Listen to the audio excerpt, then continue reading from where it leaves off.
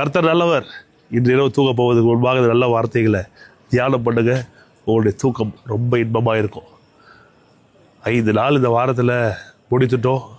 Saturday Sunday வருது, வேகமாக ஓடுது வாழ்க்கை. ஆனால் இந்த வெள்ளிக்கிழமை இரவு உங்களுக்கு ஞாபகப்படுத்துகிறேன், அவருடைய வார்த்தையை உங்களுக்கு நான் சொல்லுகிறேன். கர்த்தர் மேலே நம்மளுடைய பாரத்தை வைத்து விட்டு அவருடைய வார்த்தையை எடுத்து விட்டு நம்மளுடைய மனதில் நிரப்பி வார்த்தையை எடுத்து நம்முடைய மனதில் நிரப்பும் போது பெரிய அற்புதங்கள் நடக்குது. வேதத்தில் வாசிகள் ஆண்டவர் சொல்கிறாரு, கர்த்தர் சோர்ந்து போக அவனுக்கு பலன் தராரா, சத்துவம் இல்லாத சத்துவத்தை பெருக பண்ணுறார். வேகமாக ஓடுற வாழ்க்கை, எங்கே பார்த்தாலும் போட்டி பொறாமை, இதுக்குள்ளே போய் நம்ம மாட்டிக்கிட்ட தூங்க முடியாது. மாறாக கர்த்தர் இருக்கிறாரு, எனக்கு துணை செய்கிறாரு. கர்த்தருக்கு காத்திருக்கிற நான் புது பலன் அடைகிறேன். கழுகை போல சட்டைகளை அடித்து உயர எழும்புவேன்.